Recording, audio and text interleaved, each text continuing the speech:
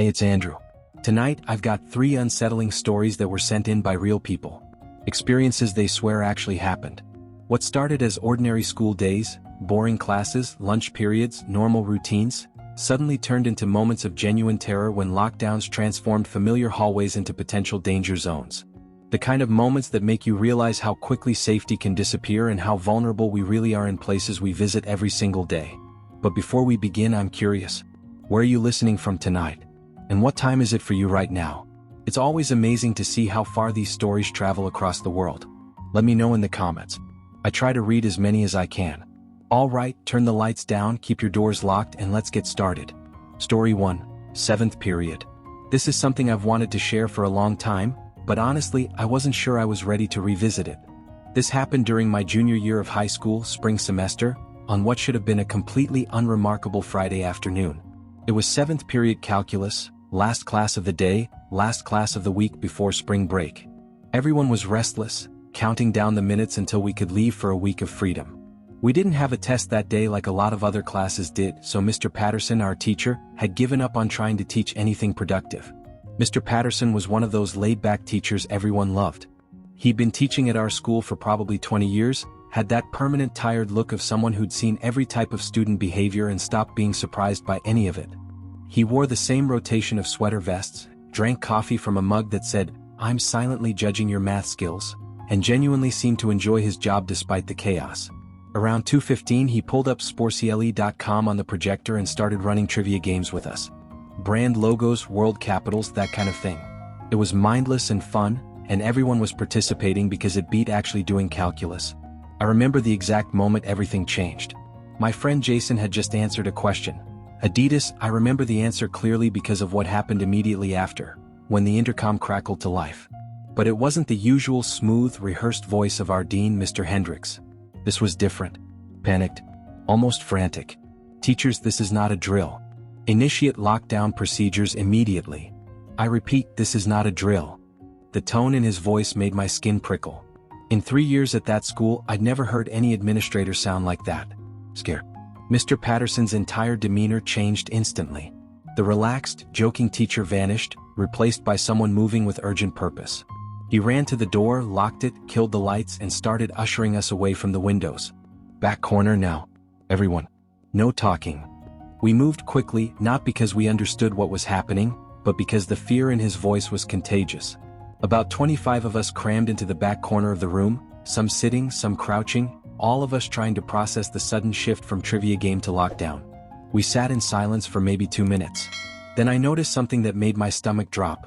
The constant low hum from the electrical panel in the back of the room had stopped. Complete silence. Someone whispered, "Did they cut the power?" Mr. Patterson nodded slowly, his face pale in the dim light coming through the window shades. "They must have. School-wide. If they'd cut all power to the building, that meant this wasn't a precautionary lockdown. This was serious. This was real." We sat there, barely breathing, straining to hear anything from the hallway. For several minutes, nothing. Just silence and the sound of 25 teenagers trying not to panic. Then we heard it. Screaming. A man's voice, raw and unhinged, coming from somewhere down the hallway. Getting closer. 2 girls near me started crying immediately, which somehow made everything feel more real and more terrifying. This wasn't a drill. This wasn't practice. There was someone in our school, someone dangerous, and he was getting closer to our classroom. The screaming got louder. Words became distinguishable, though I wish they hadn't. "I'll kill all of you. Every single one of you." The voice was hoarse, like he'd been screaming for a while already. It didn't sound human. It sounded animal, primal, completely detached from reason. Mr. Patterson held up a hand, silently telling us to stay quiet and still. I could see his hand shaking. The man started banging on lockers as he moved down the hallway. Each bang echoed like a gunshot, metal reverberating, and with each impact, his screaming intensified. "I'll kill you all. Do you hear me?" He was right outside our classroom now, maybe 10 feet from our door. And then the banging moved from the lockers to our door. Bang, bang, bang. One of the girls who'd been crying let out a scream. "No, no, please." Mr. Patterson tried to shush her, but the damage was done. The man outside had heard us. "Open up," he screamed, pounding on the door harder now. The door rattled in its frame with each impact. "Open this door." Both girls were sobbing now and several other people were crying silently. I remember my friend Jason next to me was shaking so badly I could feel it. I was terrified that the door wouldn't hold, that the lock would break, that he'd get inside and we'd have nowhere to run. The pounding continued for what felt like an eternity but was probably only 30 or 40 seconds. Each bang felt like it was trying to break through not just the door but into our minds, leaving permanent marks. Then suddenly the banging stopped. We heard footsteps moving away, continuing down the hallway, still accompanied by incoherent screaming that gradually faded as he got farther from our room. We sat in silence, everyone too scared to move or speak. Several people were still crying quietly. Mr. Patterson stayed by the door, ear pressed against it, listening. I don't know how long we waited. It felt like hours but was probably closer to 10 or 15 minutes. Finally, the intercom crackled back to life. Mr. Hendrick's voice again, still shaken but more composed. Teachers, we have secured the immediate threat. Please maintain lockdown protocols while we do a complete sweep of the building. He paused and I could hear him take a deep breath. A man entered the building through the main entrance and assaulted our front desk receptionist, causing her to flee. Staff is currently searching for the individual. We do not know if he is armed. Remain in lockdown until further notice. The intercom went silent again. Mr. Patterson turned to look at us. Everyone okay? Anyone hurt? We all nodded or murmured yes, though none of us were really okay. My hands were still shaking. My heart was still racing. The image of that door rattling in its frame, the sound of that screaming, it was all seared into my brain. Another 20 minutes passed before the dean came back on. Teachers, staff has completed a sweep of the building. We have not located the individual. He is no longer in the school. However, out of an abundance of caution, please maintain locked doors and do not allow students to leave classrooms for any reason until final dismissal. That was it. No explanation of how he got out. No information about who he was or what he wanted. Just confirmation that he'd been in our school, terrorizing us, and now he was gone. The rest of 7th period passed in tense silence. Mr. Patterson tried to make small talk, tried to calm us down, but nobody was in the mood for conversation. We just wanted to go home. When the final bell rang, we were escorted out of the building by staff members. Police cars filled the parking lot.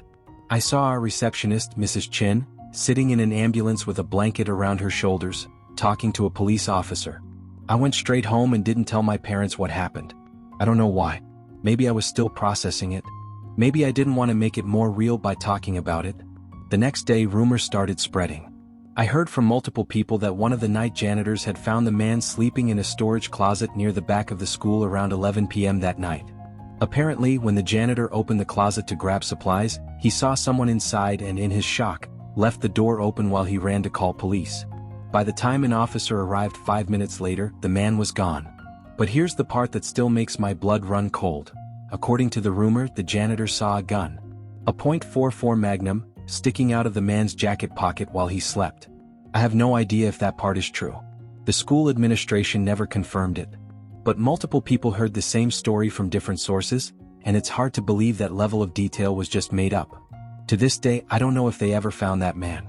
I don't know if he got the mental health help he clearly needed. I don't know if he was arrested or if he's still out there somewhere. But I know that every time I hear sudden loud noises, every time someone raises their voice unexpectedly, I'm back in that corner of Mr. Patterson's classroom, listening to a man scream that he's going to kill us all, watching our door shake from the force of his fists pounding against it. Some experiences don't leave you. They become part of you. That Friday afternoon, the last day before spring break, is one of those experiences. And I'll carry it with me for the rest of my life. Thank you for sharing that. The terror of hearing someone that unhinged so close, separated only by a door, that's something that changes you. Now let's move on to story number 2. Story 2, First Lunch. My school has 2 lunch periods. First lunch is for all 6th graders and about half the 7th graders. Second lunch is for the rest of 7th grade and all the 8th graders.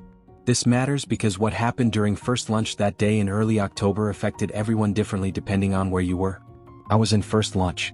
October 4th, I remember the date because it was the day before my mom's birthday and I'd been planning to go to the mall after school to buy her a present. The weather was awful that day, overcast, steady rain, one of those miserable fall days where everything feels gray and cold. The cafeteria was more crowded than usual because nobody wanted to eat outside, even though technically we were allowed to use the outdoor tables if we wanted. I was sitting with my friends near the middle of the cafeteria, eating terrible pizza and trying to finish math homework I'd forgotten about. The lunch period had maybe 10 minutes left when I heard them. 4 loud booms. Deep, resonant sounds that made the windows rattle slightly. My first thought was thunder. It sounded like thunder, and given the weather, that made sense. But the entire cafeteria erupted in screaming. I looked around, confused. It was just thunder, right? Why was everyone freaking out? Then the campus security guards came running in, shouting at everyone to move. Not calmly directing us, actually yelling, urgency and fear clear in their voices. Multi-purpose room. Everyone to the multi-purpose room now. Move. One of the lunch ladies was shepherding kids who'd been in line buying food, telling them to throw out their lunches and get inside. A girl in front of me had just paid for her meal and was crying as she dumped the whole tray in the trash. My friends and I moved with the crowd, still not understanding what was happening.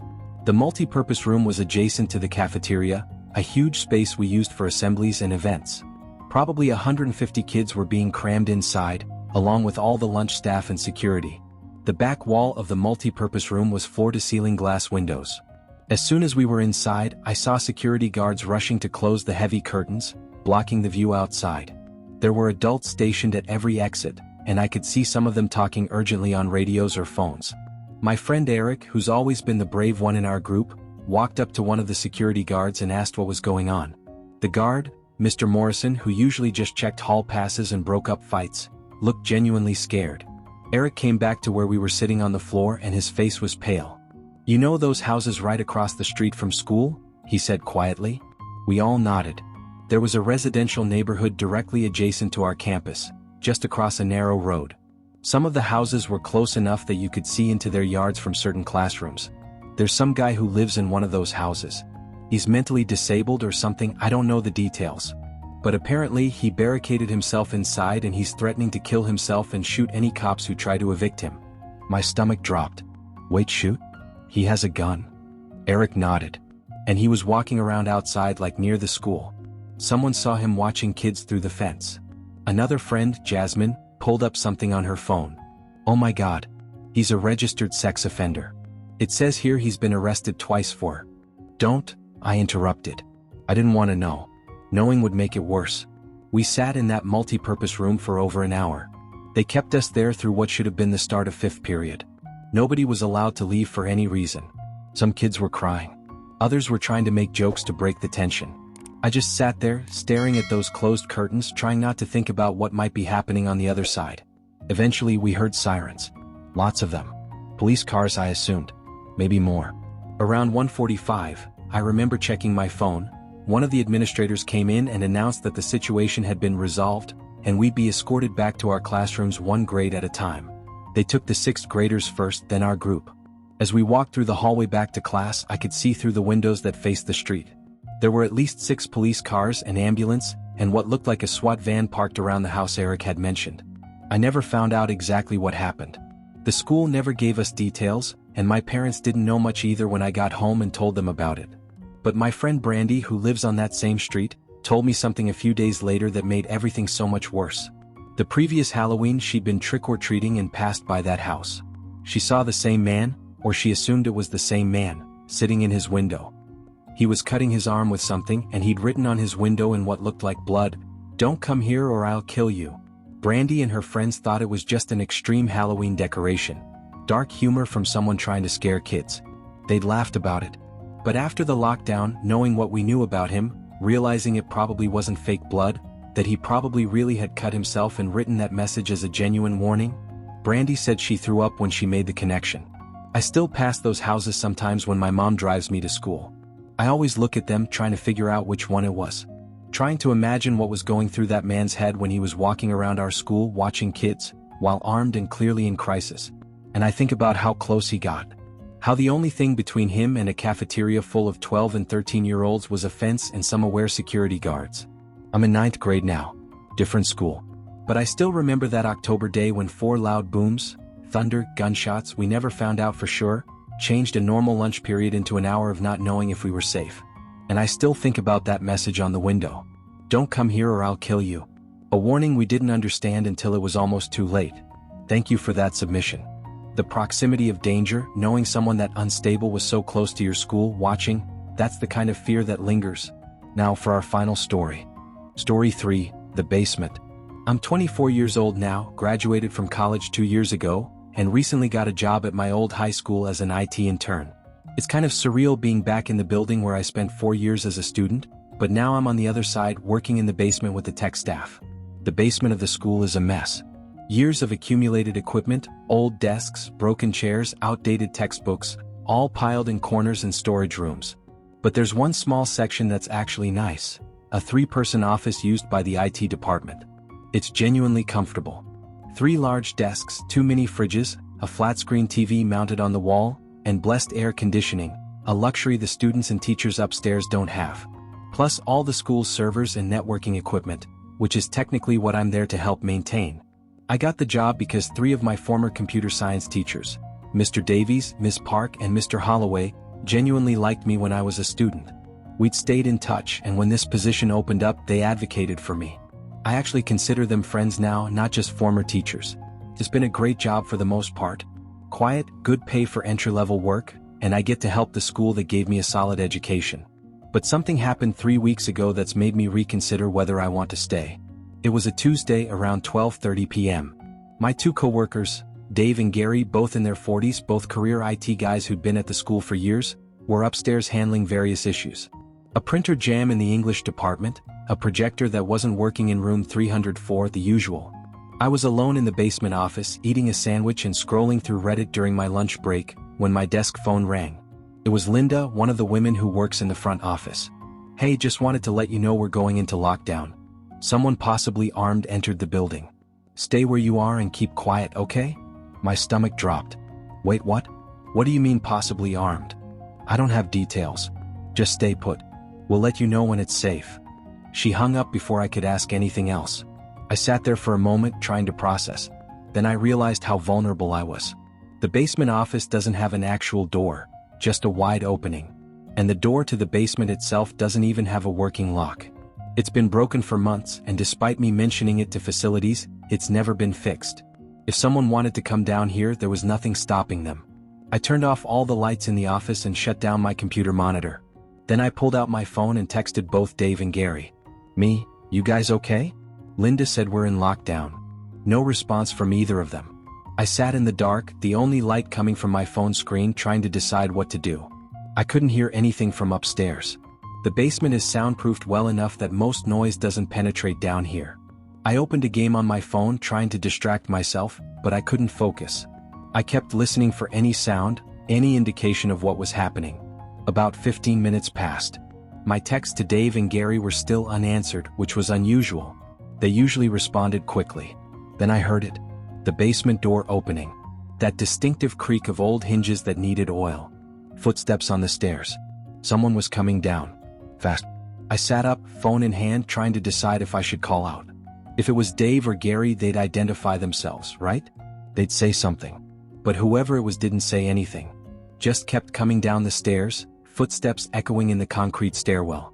I made a split-second decision and dove under my desk, pulling my chair in close to hide me better. My heart was pounding so hard I thought whoever it was would hear it. The footsteps entered the office area. Then stopped.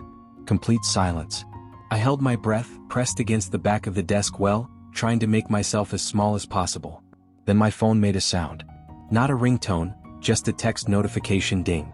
I closed my eyes, silently cursing myself for not putting it on silent. The footsteps moved. Closer to my desk. Closer to where I was hiding. Every muscle in my body was tensed, ready to run if I needed to, even though I had no idea where I'd go. Then a voice, male, slightly out of breath. "It's okay, I'm just down here hiding with you." I didn't move. Didn't respond. "Hello?" the voice said again. "Are you here?" Every instinct told me not to reveal myself, but staying silent seemed like it might be worse. Slowly, I backed out from under the desk and stood up. It was a man I'd never seen before. Maybe late 30s or early 40s, wearing a red plaid button-up shirt, jeans, and a reddish-black baseball cap. He looked nervous, kept glancing toward the stairs. "Who are you?" I asked, my voice shaking. "I'm just trying to hide," he said. "What's going on up there?" "I don't know. They just told me we're in lockdown." "Is there another way out of here? Besides those stairs?" I hesitated. "Yeah, there's an exit on the other side of the basement." "Why?" He didn't answer. Just kept staring at me with this weird intensity. That's when my phone buzzed again. A text from Dave. I glanced down to read it. Dude, this is fucking crazy. Some guy with a gun shot Mr. Buckley. He's wearing a red shirt and a hat. Whatever you do, don't come upstairs. My blood went cold. Red shirt. I looked up at the man standing 10 feet from me. He must have seen the recognition in my face, the fear, because his expression changed. Less nervous, more alert.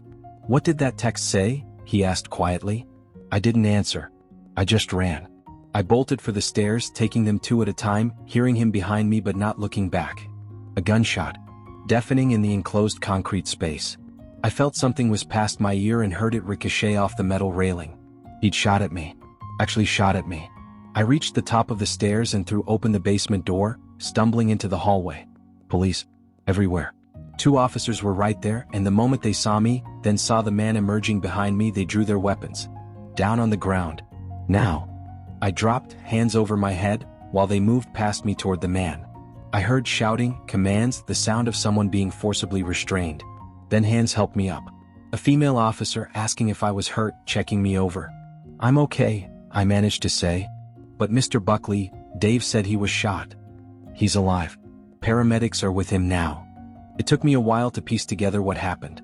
The man, his name was never released to me, privacy laws or something, had entered the school with a gun, looking for Mr. Buckley, my former history teacher. He'd found him in his classroom and shot him in the shoulder before police arrived. When officers entered the building, the man fled to the basement, probably looking for a way out. That's when he found me. Mr. Buckley survived. The bullet went through his shoulder, missed anything vital, and he made a full recovery. He's still teaching, though he took the rest of that year off. I found out later that the man and Mr. Buckley had some kind of personal dispute. Something from years ago, before Buckley even worked at our school. Details were never made public, but everyone agreed that whatever happened didn't justify this reaction. I still work at the school. They fixed the basement door lock finally, added better security measures throughout the building, and offered me counseling, which I took them up on. But I can't go more than a few hours without thinking about it. The sound of that gunshot in the enclosed basement. The way the bullet ricocheted off the metal railing, close enough that I felt the air displacement. The knowledge that if the police hadn't been waiting at that door, if I'd been a second slower, he might have shot me again. And this time he might not have missed. Some sounds stay with you forever. Gunshots echoing in concrete stairwells. Bullets ricocheting off metal. Those sounds are with me now, permanently. And I don't think they're ever going away. A special thank you to everyone who submitted their stories today. These experiences remind us that schools, places we think of as safe and familiar, can become sites of genuine terror in moments. If you liked today's submissions, don't forget to hit the like button and subscribe so you never miss a new story. Until next time, stay cautious, stay aware, and remember, lockdown drills exist for a reason. Take them seriously. Stay safe out there.